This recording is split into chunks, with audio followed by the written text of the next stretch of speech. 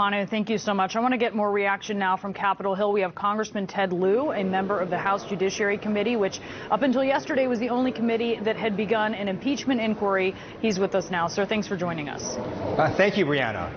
All right, so the Judiciary Committee has now got quite a bit of company, right? 5 other committees are now operating their investigations as part of this broadened impeachment inquiry.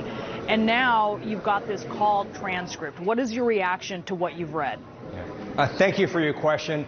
The notes of this phone call are damning for the president. It's important to understand that this call occurs a week after Donald Trump inexplicably halted critical military aid to Ukraine. Then on this call, he requests the Ukrainian leader to investigate Trump's political opponent. And then he raises this right after the Ukrainian leader talks about military aid of Javelin missiles from the United States to Ukraine. I'm a former prosecutor. This looks just like a shakedown of a foreign leader to benefit Trump politically. It is a betrayal of our values and abuse of the president's power. What did you think of Kevin McCarthy, the top Republican in the House, saying in response to what's your reaction to the president mentioning Biden? He said, how many times did he mention Biden? 1 time. What's your reaction to that?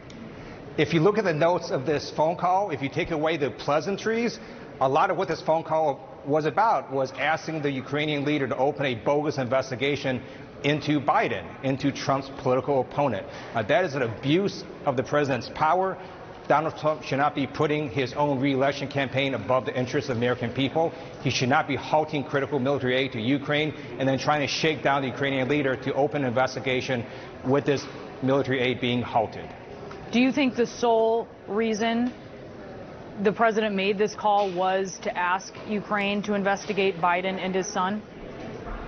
Much of the phone call was about the investigation that he wanted the Ukrainian leader to open into Biden and his son. It's a completely bogus charge. There's no evidence that Joe Biden or Hunter Biden did anything wrong. But in addition, Trump now asks his attorney general to also get involved, and that's using the Department of Justice to also target Trump's political opponent for nefarious reasons. This is a massive abuse of power and a betrayal of our values. The DOJ says that Trump did not ask Barr to intervene on this issue, that Barr has not talked to Ukraine about this issue or other issues. Does that change anything to you? Should we trust the DOJ that Barr heads, or should we trust the notes of this phone call? The notes of this phone call say that Donald Trump is going to ask Rudy Giuliani and Bill Barr to get involved with the Ukrainian leader to open this bogus investigation into Trump's political opponent. Speaker Pelosi, in this decision to widen this impeachment inquiry, is really betting that Americans can wrap their heads around this and that they will understand this as Democrats do, tying millions in aid for a foreign government to a favor to investigate an American political rival. Why do you think that Americans are going to be more swayed by this than by the Mueller report?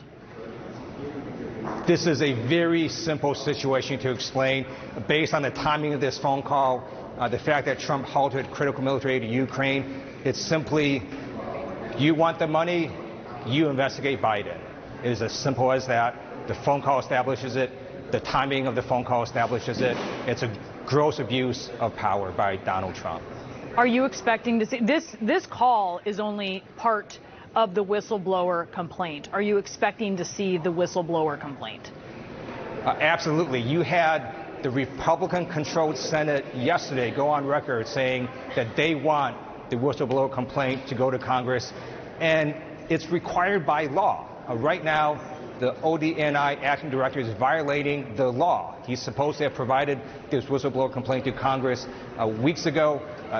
There's no reason that we don't get the full complaint. Have you heard anything on timing about, have you heard any confirmation that that is going to be coming?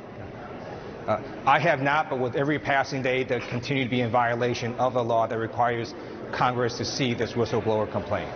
It's still possible that this now broadened impeachment inquiry goes forward. You have these 6 committees investigating. This gives them more leeway to get information, but that in the end there's not a House-wide vote on impeachment. Do you see that happening? The Ukraine scandal has raised this to a whole new level.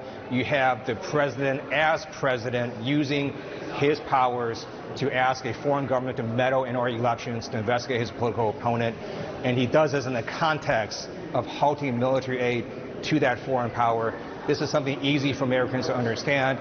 It's a betrayal of our values, a gross abuse of power.